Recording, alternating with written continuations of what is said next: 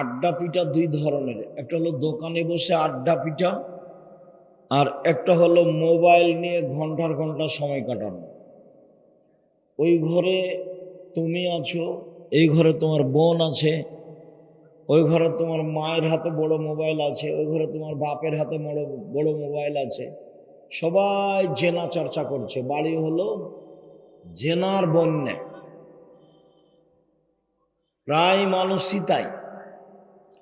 রাসূল সাল্লাল্লাহু আলাইহি সাল্লাম বলছেন, আমার জীবনে বড় ভয় আমার উম্মত গোপন পাপে লিপ্ত হবে, এইটা আমার ভয়।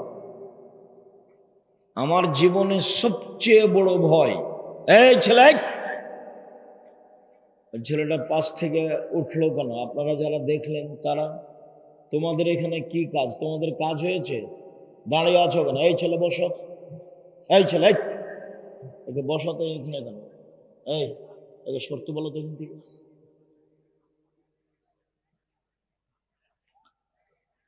সম্মানিত দিনী ভাই বোন, রাসূল সাল্লাল্লাহু আলাইহি সাল্লাম বলছেন যে আমার জীবনে বড় ভয় আমার উম্মত গোপন পাপে লিপ্ত হবে। সবাই একই পাপ করছে, কিন্তু কেউ কাউকে দেখায় না।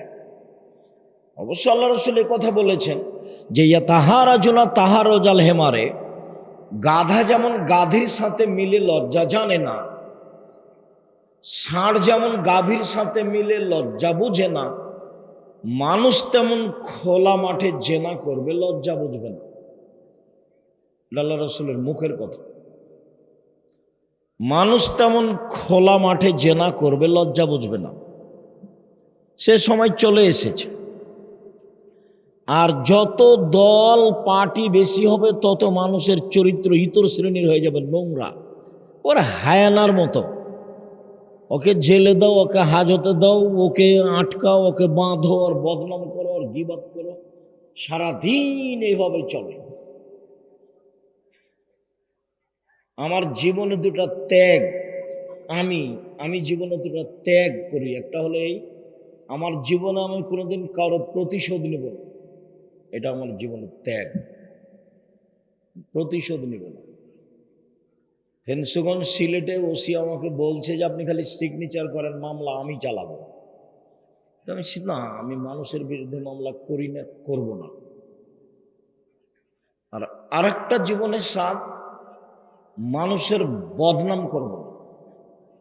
মানুষ যদি আমাকে ধুয়ে ছেড়ে দেয়, যার যা ইচ্ছা লাগে সে যদি তা গালি দেয়, আমি তাকে পাল্টা কিছু বলবো।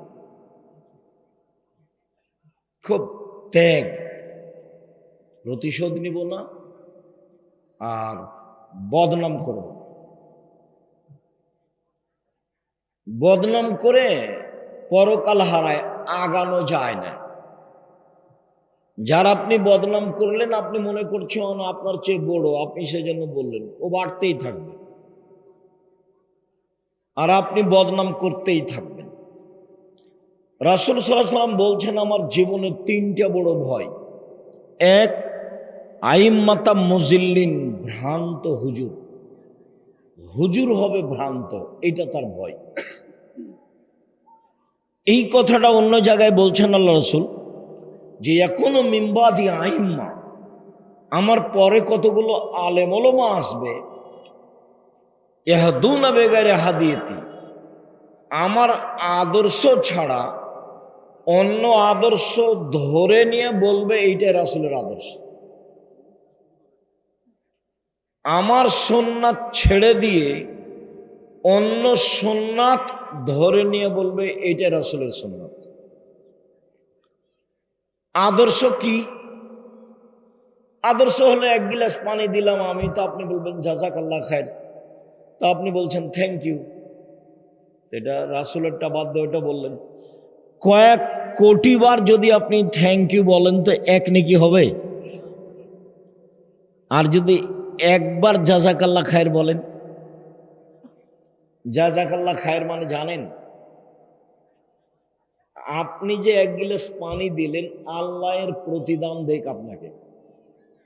আমি মানুষ, আমি আর কি প্রতিদান দিব? এক গিলাস পানির বিনিময়ে আমি কাকে দিতে বললাম? আল্লাহকে। ওর তার শক্তি অনুপাতে দিবে, যেদিন দিবে।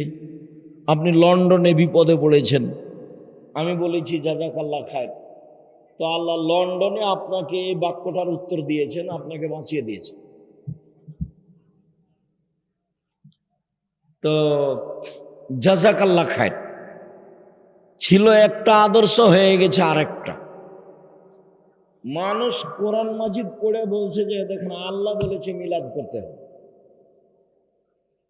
মানুষ একবারে কোরআন মাজিদ খুলে দেখাচ্ছে আল্লাহ বলছেন যে ভোট দিতে হবে, খুলে দেখাচ্ছে কোরআন মাজিদ। কেমনে হয়? মানুষ নিচে নামতে নামতে নামতে কত দূরে গেছে।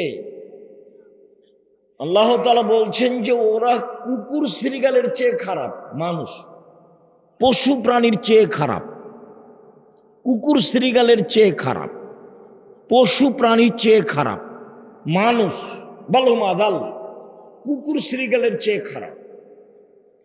যে মানুষের বদনাম করে, যে মানুষের গীবত করে, যে মানুষকে অপমান করে, যে মানুষকে জেল হাজতে দেয়, যে মানুষ মানুষের জমি দখল করে, ক্ষমতা দেখায়, দাপট দেখায়, এ হলো কুকুর শ্রীগালের চেয়ে খারাপ।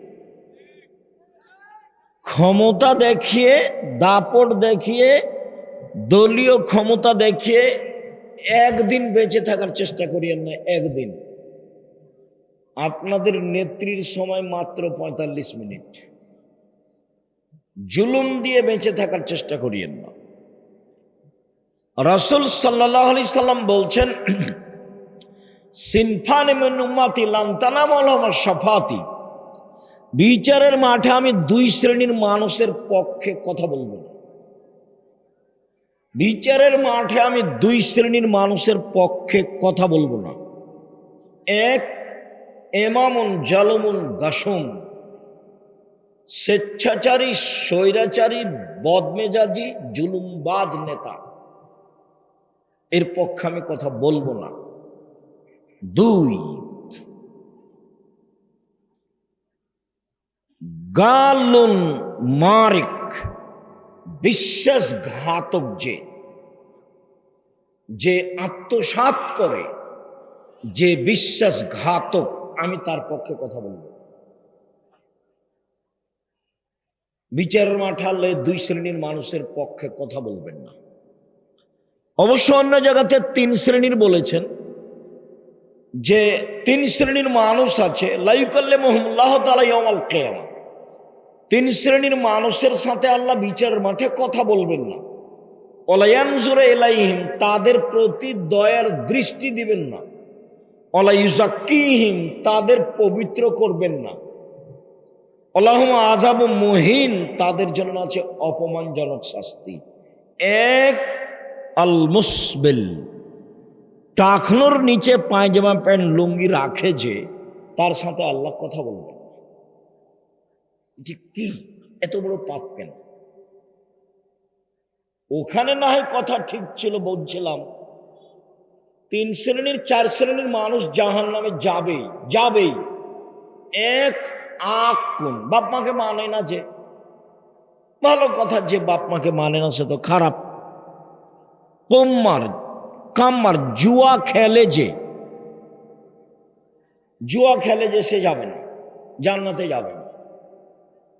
মদমেনুল খামর, নিয়মিত নেশাদার দ্রব্য খায়, পান করে যে,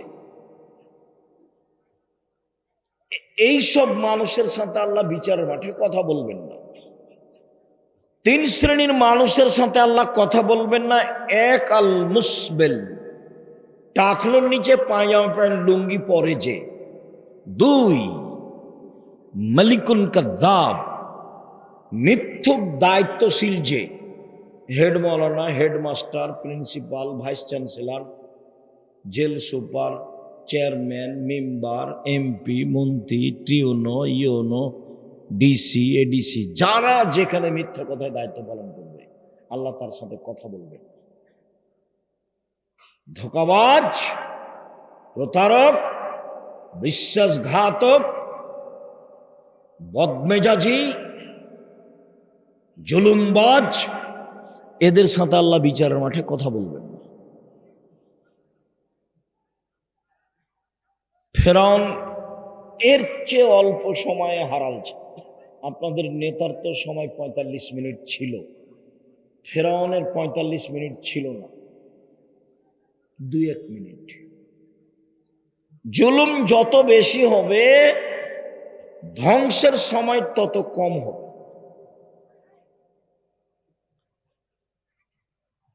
৩ শাইখুন জানিন, বেশি বয়সে জেনা করে যে তার সাথে আল্লাহ কথা বলবেন না। বেশি বয়সে জেনা করে যে তার সাথে আল্লাহ কথা বলবেন। মনে থাকবে? শেষের ৩টা মনে করি আমরা। ১, টাকনোর নিচে পায়জামা প্যান্ট লুঙ্গি পরে যে। ২, মিথ্যা কথায় দায়িত্ব পালন করে যে। ৩, বেশি বয়সে জেনা করে যে। আমি আশঙ্কা করে যাচ্ছি আমার উম্মতের উপরে ৩টে। ১, ভ্রান্ত হুজুর। বহুদিন থেকে বলে আসছি, এই দেশের মাটিতে ৯৫% জন বক্তা মিথ্যুক। আপনি তদন্ত করেন, আমি তদন্ত করে এভাবে বলছি। আমি বলি না যে আমার তদন্তই চূড়ান্ত, তবে আমার তদন্তে এভাবে টিকে। ৯৮% জন মুফাসসির মিথ্যুক। এই ছেলে, যেখানে যা হোক এখান থেকে কেউ উঠতে পাবেন না, এখানে চুপচাপ বসে থাকতে হবে।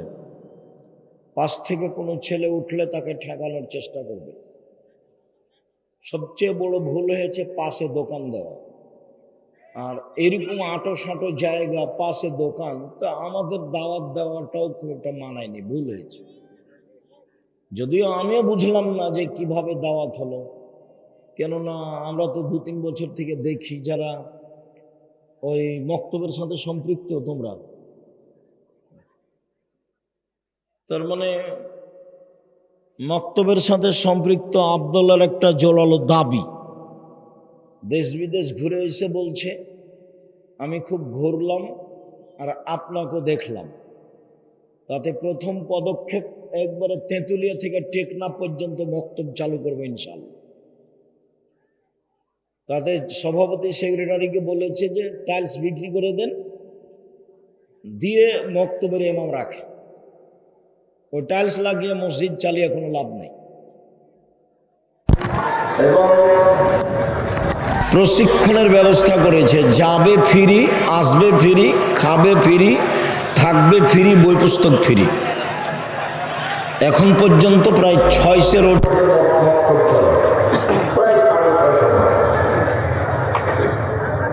তো সেই সময়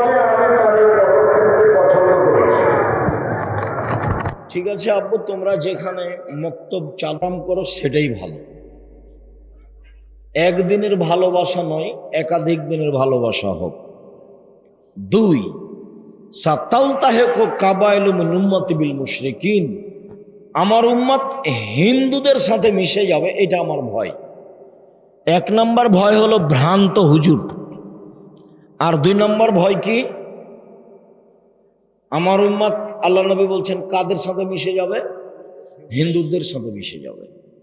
হিন্দুদের সাথে মিশে যাওয়ার ১ নম্বর দিক হলো বাজনা, গান বাজনা, বাদ্যযন্ত্র।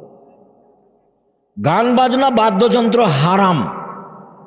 আল্লাহ রসুল শুনে ২ কানে আঙ্গুল ঢোকালেন, ঢোকে রাস্তা ছেড়ে দূরে চলে গেলেন, দিয়ে বলছেন আব্দুল্লাহ ইবনে উমার, হাল তাসমাউ শায়আন, তুমি কি এখন গান বাজনা বাদ্যযন্ত্রের শব্দ শুনতে পাচ্ছ? কালালা, জি না, শুনতে পাচ্ছি না। ফারাফা ইসবাইহি বিনুজনাইহি, তখন তিনি আঙ্গুল দুটি কান থেকে সরালেন। গান বাজনা হারাম। রাসূল সাল্লাল্লাহু আলাইহি ওয়াসাল্লাম বলেছেন যে লা তাবিউল কায়নাত, যেসব মেয়েরা গান বাজনা করে ওদের বিক্রয় করো না। ওয়ালা তাশতারুহুন্না, ওদের ক্রয় করো না। ওয়ালা তুআল্লিমুহুন্না, ওদের গান বাজনা শিখিয়ে দিও না। ওয়াসামানুহুন্না হারাম, ওদের উপার্জিত পয়সা হারাম। আমার উম্মতে যেগুলো প্রকাশ পাবে ভয়াবহ হিসেবে যারা জাহান্নামে যাবে, এক, আমার উম্মত হালাল মনে করবে বাদ্যযন্ত্রকে, দুই, রেশমি কাপড়কে, তিন, গান বাজনাকে, চার, জেনাকে। আমার উম্মত জেনাকে হালাল মনে করবে, গান বাজনা বাদ্যযন্ত্রকে হালাল মনে করবে। উপদেশ বইয়ে একটা আলোচনা আছে গান বাজনা, এখন পড়েন কি না, পড়েনি বা কেন, কেন বা পড়েন না, এইভাবে অলসতা করে জীবন কাটিয়ে কি হবে? যেভাবে জীবন কাটাচ্ছেন এ দিয়ে কি হবে? এটা তো পশু প্রাণীর মতো জীবন। খেলেন, পায়খানা করলেন, বদনাম করলেন, জীবন শেষ। এটাতে কি হলো? আমি আপনাকে উপার্জনের পথও বলেছি। উপার্জনের এক নাম্বার পথ দিন মজুরি, সন্ধ্যায় টাকা শেষ, ঝামেলা শেষ, মরবে জান্নাত, 5 ওয়াক্ত সালাত। দুই, চাকরি, 25 দিনে বেতন শেষ হয়, 5 দিন ধার কর্জে চলে। তিন, জমি চাষ, সমান সমান বা লস। চার, ব্যবসা। তখন আল্লাহ রসুল বললেন, সত্যবাদী বিশ্বস্ত ব্যবসায়ী যারা, তারা নবীর সাথে জান্নাতে থাকবে। এখানে একটা কথা বলি, একাধিক দিন শুনেছেন আমার মুখে, বললে হয়তোবা মনে পড়বে। একজন সাহাবী রাসূলের কাছে অজুর পানি নিয়ে গেছে, রাতে রাসূলের সাথে আছে আর মেসর। তো নিয়ে যেতেই রাসূল খুশি হয়ে বলছেন, সালমা শেতা, তোমার যা ইচ্ছা তাই চাও, আমি খুশি হয়েছি। বল, তুমি আমার জন্য অজুর পানি নিয়ে এসেছো, মেশাক নিয়ে এসেছো, তোমার চালচলন তো ভালো, চাও, কি চাও চাও। তখন সাহাবী বলছেন, আসআলুকা মুরাফাকাতাকা ফিল জান্নাহ, আপনার সাথে জান্নাতে থাকতে চাই। কথা মনে থাকবে না মনে হয়? আল্লাহ রাসূল ওর উপরে খুশি হলেন কেন? অজুর পানি আর মেশক দিয়েছেন সেই জন্য। বুদ্ধিমান ছেলে। এই জন্য যারা অধীনস্থ কাজ করে তাদের খুব হুঁশিয়ার এবং সতর্ক হতে হয়। আহমদ, জি, ঠিক আছে। আহমদ নেই, আহমদ নেই, আহমদ নেই। 5 মিনিট পরে, আপনি আমাকে ডাকছিলেন, তোকে দিয়ে কাজ হবে না রে, তুই কাল চলে যা। স্বাভাবিক এটা। আল্লাহ রাসূল খুশি হয়েছেন সাল্লাল্লাহু আলাইহি সাল্লাম। চাও কি চাও? তো আপনার সাথে জান্নাতে থাকতে চাই। তো আল্লাহ রাসূল বলছেন, আওয়া গায়রা জালিক, না না না না, এটা নয়, অন্য কিছু চাও, অন্য কিছু চাও। তখন সাহাবী বলছেন, হোয়া যাকা, ওটাই চাই, আপনার সাথে থাকতে চাই। তখন আল্লাহ রাসূল সরাসরি বললেন, আচ্ছা ঠিক আছে। এই কথা বললেন না, তিনি বললেন, আইন্নি আলা নাফসিক বিকাসরাতি সুজুদ, তুমি বেশি বেশি তাহাজ্জুদ পড়ে আমাকে সহযোগিতা করো। আমি এমনি কোনো মানুষকে জান্নাতে নিয়ে সাথে থাকতে পারবো না। আবার এখন বলছেন যে সত্যবাদী ব্যবসায়ীরা কার সাথে থাকবে? নবীর সাথে থাকবেন। তাহলে এইটা কেমন কাজ? অনেক ভালো কাজ। ধোঁকাবাজি করে না যারা, ফাঁকি দেয় না যারা, জুয়াচুরি করে না যারা, আত্মসাৎ করে না যারা, অল্প লাভে ব্যবসা বাণিজ্য করে যারা, মিথ্যে কথা বলে জিনিস বিক্রি করে না যারা, এরা ব্যবসা করে, চকলেটের ব্যবসা হলো, এ কার সাথে থাকবে? নবীর সাথে থাকবে। তখন তিনি বলছেন, আত্তাজির আস-সাদিক আল আমিন, এক, ব্যবসায়ী, দুই, সত্যবাদী, তিন, বিশ্বস্ত, আস্থাভাজন। 4-5 দিন গোস্ত বাজারে কিনতে গিয়ে বুঝতে পেরেছেন যে ওই লোকটার গোস্ত কমে না, আর আরো বাকি 2 জন গোস্ত দেওয়া আছে, কিনেন, দে বাড়ি গিয়ে মাপেন, কমে যায়। কিছুদিন পরে কার কাছে গোস্ত নেবেন? যার কমে না। আর এ মনে করছে যাগ্গে সারাদিনে 2 জনের কাছে বিক্রি করতে পারলে হলো। কয়দিনে দেখবেন যে আর দোকানটাও নাই, উঠে গেছে। এই কথাটা বুঝাতে গিয়ে আমি বলি, দুই একদিন বলেছি যে ঢাকা বাইতুল মুকাররমের যে মসজিদে জুমার দিন একজন বলে পাঞ্জাবি, আর একজন বলে 3000। মানে ওই পাঞ্জাবির দাম কত? 3000। সারা খুব বিক্রি করেছে। এখন সন্ধ্যায় বলছে যে আজকে খুব লাভ হয়েছে। আরে ওই দাম তো 300 টাকা। ওকে কততে বিক্রি করেছে? 3000। আপনি বিশ্বাস করেন 3 মাস পরে গিয়ে দেখবেন যে লোকটাও নয়, দোকানটাও নয়। আল্লাহ রাসূল বলছেন মহিক্য বারাকাতাহু, তার বরকত মিটে যাবে। ও ধোঁকাবাজ ব্যবসায়ী, ও আত্মসাৎকারী ব্যবসায়ী, ও গাদ্দার ব্যবসায়ী, ও জুলুমবাজ ব্যবসায়ী, ওর ব্যবসা হারিয়ে যাবে। দোকানপাট 2 বছর 4 বছর পরে সবকিছু যাবে। টাকা মায়েরা মরে কি করে সব ধ্বংস হয়ে যাবে। ব্যবসায়ী 1 সত্যবাদী, 2 বিশ্বস্ত। এই ব্যবসায়ী কার সাথে থাকবে? নবীর সাথে থাকবে। এ কথা আল্লাহ রাসূল বলেছেন।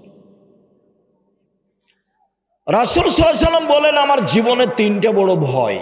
1 ভ্রান্ত হুজুর, 2 কি আমার উম্মত হিন্দুদের সাথে মিশে যাবে, জাযাকাল্লাহ খায়ের। 3 সাতাবদ কাবাইল মিনুমত আলাওসান, আমার উম্মত মূর্তি পূজা করবে। প্রায়ের বাড়িতে ছবি আছে, তার বাপের আছে, তার মায়ের আছে, নেতা নেত্রীর আছে, তারপর পুতুল আছে। যাদের বাড়িতে পুতুল আছে, কাঁকড়া আছে, সব মুনাফেকেরা। মুনাফেক বক্তব্য শুনে বক্তব্যের সাথে মুনাফেকি করে। ছবি কেন তোমার বাড়িতে? আমি তো বহুদিন বলেছি যে বাপ মারা গেছে, পাসপোর্ট সাইজের ছবিটা ছিঁড়ে ফেলে বাপের কবরের পাশে গিয়ে হাত তুলে দোয়া করতে। আপনার বাড়িতে আপনার ছবি, আপনার মায়ের ছবি, আপনার বাপের ছবি, আরো লোকের ছবি কেন? কেন? আপনি কি দেখাতে চাচ্ছেন? কার ভালোবাসা দেখাতে চান?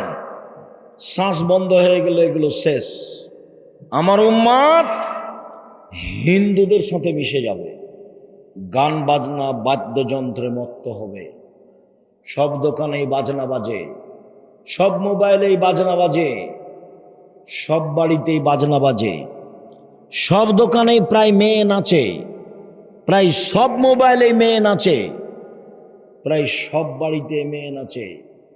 মানে ধ্বংস হয়েই গেছে, এখানে মরতে বাকি আছে। আমার উম্মতের উপরে 3টে বিপদ নেমে আসবে, 3টে পাপের কারণে। 1 ভূমিকম্প হবে, 2 গজব নাজিল হবে, 3 সন্ধ্যায় থাকবে মানুষ, সকালে হবে শুকুর মানব সোর। সন্ধ্যায় মানুষ আছে একবারে তাজা মানুষ, সকালে কি হয়ে যাবে? একবারে নগদ বানর হয়ে যাবে। এটা আল্লাহ রাসূল বলেছেন, আমাদের কিছু করার নেই। একবারে শুকুর সোর হয়ে যাবে সকালে। কি পাপ? জারাবুল মাযবিদিন, বাদ্যযন্ত্রে লিপ্ত হবে। বাদ্যযন্ত্র। জাহারাতিল কায়নাত, মেয়েরা যেদিন নাচবে।